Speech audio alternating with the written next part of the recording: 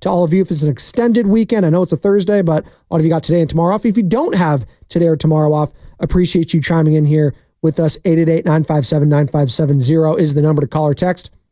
Also, good morning to all of our friends on Twitch, Twitter, YouTube, all powered by First NorCal Credit Union. Go ahead and search any of those platforms. Like, subscribe, all that jazz. We appreciate it. All right, so the San Francisco Giants, they're getting into the rubber matchup today. Blake, check that, not Blake Snell. He was on the injury report. Logan Webb v. Charlie Morton. Old man Charlie Morton, by the way.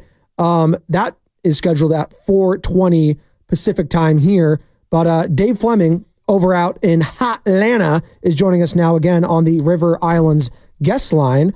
And Dave, how you doing, man? I'm good. Happy 4th of July. Happy 4th of July. It's hot out there and humid, I'm assuming, out in hot Atlanta. It is.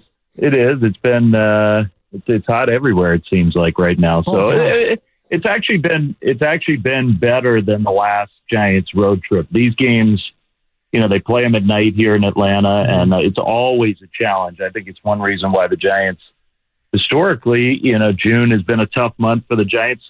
Sometimes I think it's just because the weather warms up and the Giants come from the cool into the hot and play out of division games, and it's a challenge for them. But these couple nights, as warm as they've been manageable. Absolutely. Dave Flemming joining us here on not the morning roast, but it's Spadoni and Lubman in for Bonte and Chasky. Again, we're live and local all day today and tomorrow right here on 95.7 The Game. Happy July 4th to all of you. And Dave, this feels like a massive game, and I get it. It's just one game and a plethora of them, but you've won 2 series in a row against the Cubs, taking 3 out of 4, and against the Dodgers. That was massive. And now to start this road trip, potentially winning another series against a potential playoff team in the Atlanta Braves, this would be a massive win under their belt heading into another big series in Cleveland.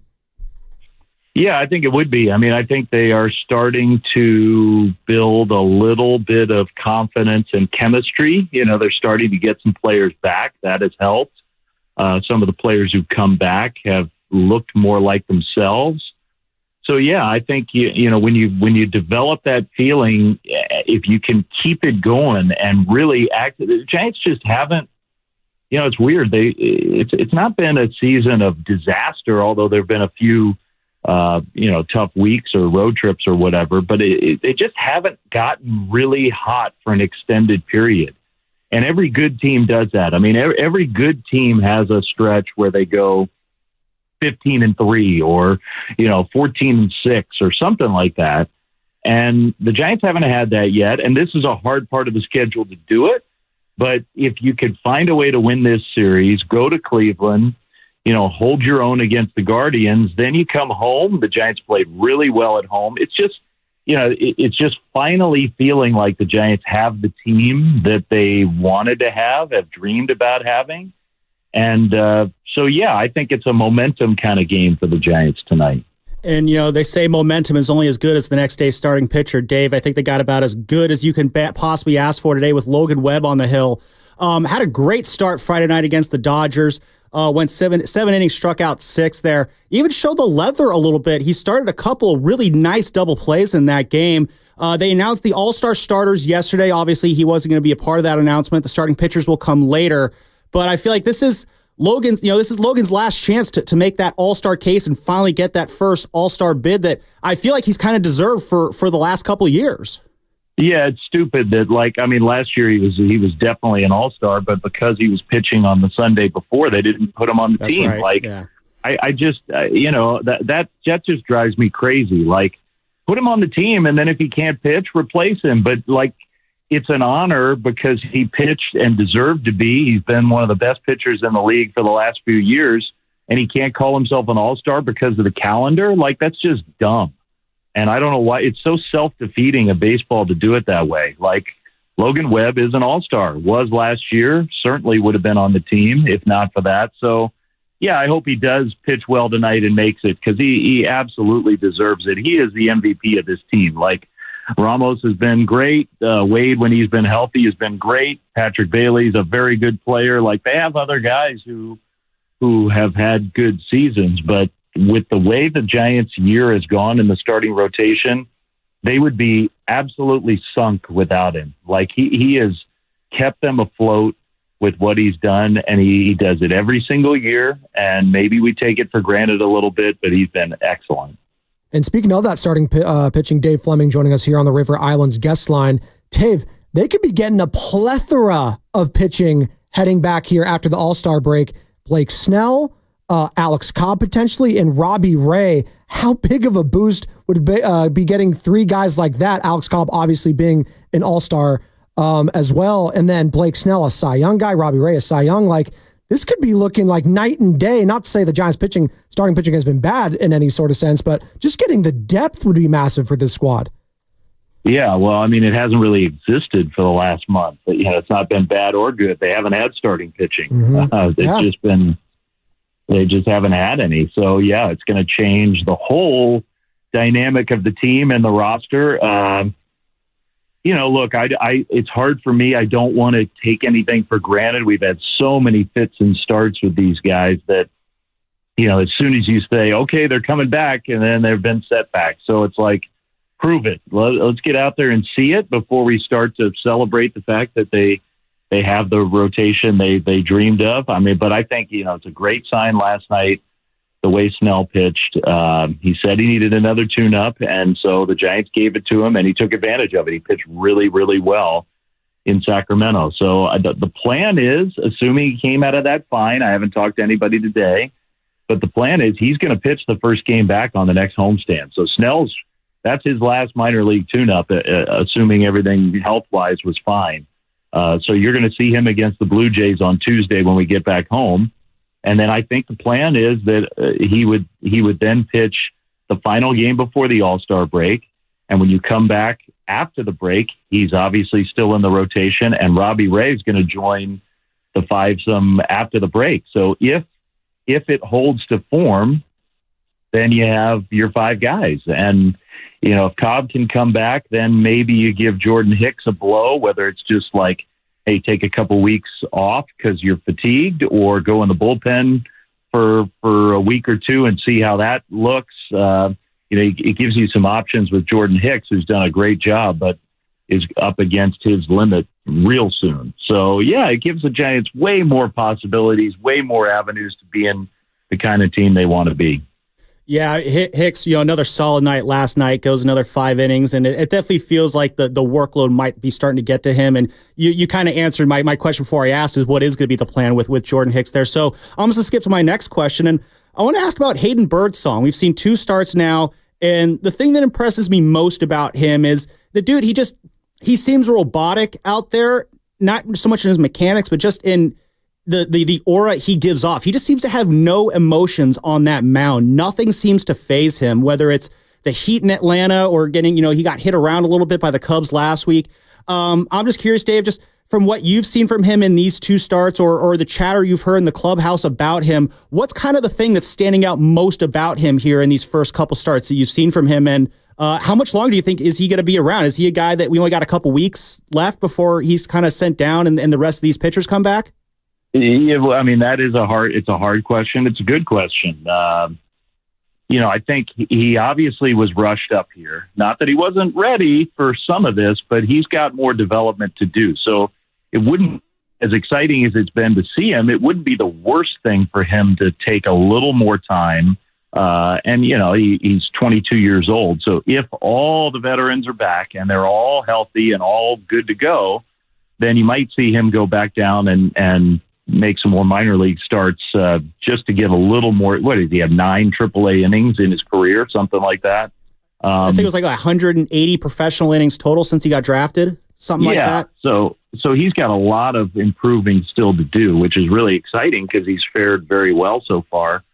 I like him. I mean, I like everything about him. I've gotten to talk to him a lot these last few days, and he's got more aptitude for pitching than, the stereotype of a guy who kind of looks like him, big, tall, throws hard, and gets to the major leagues fast. It's just talent. It's just arm talent and stuff. And I don't think he's like that at all. I mean, I think this is a guy who, even at a young age, is reading swings and diagnosing hitters and changing his pitch mix as the game goes on. I've been pretty impressed by the aptitude of this guy. Like a little different than what I expected. I mean, I guess part of it is he was a reliever at Eastern Illinois, sort of like totally off the radar, and he's become this big prospect so fast. I just assumed it was because of just raw, pure stuff. And I think it's a mix of pure stuff that can definitely play here, but also a mind that thinks about pitching in a more advanced way than most 22-year-olds do. And I think you're right to say he hasn't been phased. There's been some stuff that easily could have rattled him in these first two starts. But I don't think, I'm not sure I agree with you about the unemotional part. I actually think in a good way, you see him out there, he's kind of talking to himself on the mound. He smiles when Brian Price comes out there or Patrick Bailey. Like, he doesn't seem to be uptight. I think he lets his emotions play out a little bit, and it keeps him more relaxed on the mound. And that's, to me, also a really good characteristic. Yeah, it's been fun to watch so far in these two starts from him. One last question about a pitcher, Tristan Beck. We're not hearing a lot about him, but he's supposed to be back. My guess is by the end of this month. Or what's the latest you're hearing about him, and what's kind of going to be the plan for him once he gets back? What will his role be on this pitching staff, do you believe? Yeah, that's a harder one. I mean, I talk to him a lot when we're home. He hasn't been traveling yet. There's still a build-up process to be done. He's feeling really good. He's feeling very healthy. The issue is behind him. But I don't believe that there's a rush on Tristan Beck. And so I think, the end of this month sounds ambitious to me. I mean, I think there's at least an outside possibility that it'll be September, like roster expansion. So that's not to say that it can't happen before then. And if a need arises, maybe they rush that, process a little bit. But I think you're more likely to see him a little later than some of these others. Dave, you've been so good to us. We appreciate your time. We just want to leave you on this one. A lot of our conversation this week and pretty much last couple of weeks is the Warriors offseason. And now the realization that Klay Thompson, and I know you've been around the Bay Area for a long time. You've witnessed this Warriors dynasty. You followed that team, one of the greatest of all time, and Klay Thompson being a Splash brother. Just, do you have any thoughts or did you have any interactions with Klay that stick with you as he's moving on to the Dallas Mavericks? Yeah, I'm going to miss him. I mean, I did have when I used to be around the Warriors more. I haven't been around that team much in the last few years. I used to do more NBA stuff with my ESPN stuff, or even years ago I was doing some Warriors games on a fill-in basis. And so I would see Klay, and Klay would always talk to me because he was a college basketball fan. So he'd see me doing games and he wanted to talk college hoops, which I always loved about him. He's just a really, really nice young guy who still comes across as young, even though he's been around so long. And he's an all-time Warriors great. And so I'm going to miss watching him in that uniform. I mean, it's a painful part of sports. It happens, but it's painful. And he's irreplaceable with what he's done for this franchise. I mean, there are basketball reasons to justify it, and there are, I think you can rationalize it, but that doesn't make it any less painful. I wish him the best. He's a guy. I know he's now on the direct competition, but every Warriors fan should be pulling for him with all he's done for this franchise. Absolutely. It's going to be weird. It's like seeing Brandon Crawford start at third base against you for the St. Louis Cardinals. That was a whole weird thing as well. Sam Lubman, go ahead. Yeah, Dave, before we get you out of here, last Friday night, unfortunately, we got some more sad news with the passing of Orlando Cepeda. I'm just curious, just in your interactions with him, what are your memories of him, and what was your memories of him just as a person in your time getting to know him? Well, I mean, that to me, it's the coolest part about these Giants legends, Mays, McCovey, and Cepeda, who all were such great players, but all wanted to be around the Giants. As they got older, they wanted to stay around. And so I had I got to know Orlando very well. He was a good friend of mine, and he loved talking baseball, and he would ask me about my kids, and he just was he was a friend to everybody. I mean, and the nickname, the Baby Bull because of his baseball heritage, but the nickname Cha-Cha, it really does tell you about Orlando. He loved San Francisco. He loved being out with people having fun. I mean, he got the nickname because he wanted to go dancing. He loved to go to those like old-timey San Francisco jazz clubs. I mean, how cool is that story and all these obituaries, which I never really knew was a true story. It's absolutely true that he walks into a club one night in San Francisco and Miles Davis and John Coltrane are playing, and they all stop playing and, welcome him in, and they wrote a song about him. Viva Cepeda. That's awesome. They loved him so much. To me, that tells you about what kind of guy he was. He was a fun-loving, big smile, hug for everybody. Gosh, what a wonderful person he was. Been a rough month here and a few weeks here, obviously for the San Francisco Giants and Willie Mays and Orlando Cepeda passing. But man, just great nicknames for those guys too, Dave. What do we have as a society? We know all these nicknames like Cha-Cha, Say Hey. We've gotten lazy here, Dave. Nicknames and songs, like good songs. They're fun. It's like we sort of lost that. I don't know. Maybe now it's just too digital of a world, but I love all that old stuff. I really do. Absolutely. And Dave, we love having you on here, and we're going to enjoy your call tonight. Good luck, and thanks for spending some time with us this morning. Talk to you guys again soon. Thank you, Dave. Really appreciate it. That's Dave on the River Islands guest line. Dave Flemming, I should say. I mean, we're on a first name basis, so he just goes by Dave to me. But Dave's always good, always kind to us, and yeah, man. Even he called broadcasted games, and we can spend a couple minutes here. You brought up Orlando Cepeda, Sam, and obviously both of us never watched him. We never watched Willie Mays, but just a tough month here for the Giants and tough couple weeks stretch here for the San Francisco Giants. And it is nice to see the team playing well and responding well, both on the last homestand and hopefully on this road trip, which again, I feel like is a massive game for them just for the psyche. Like winning a series, there is something about it. Like, and heading on a loss, losing 2 out of 3, the last 2 to the Braves.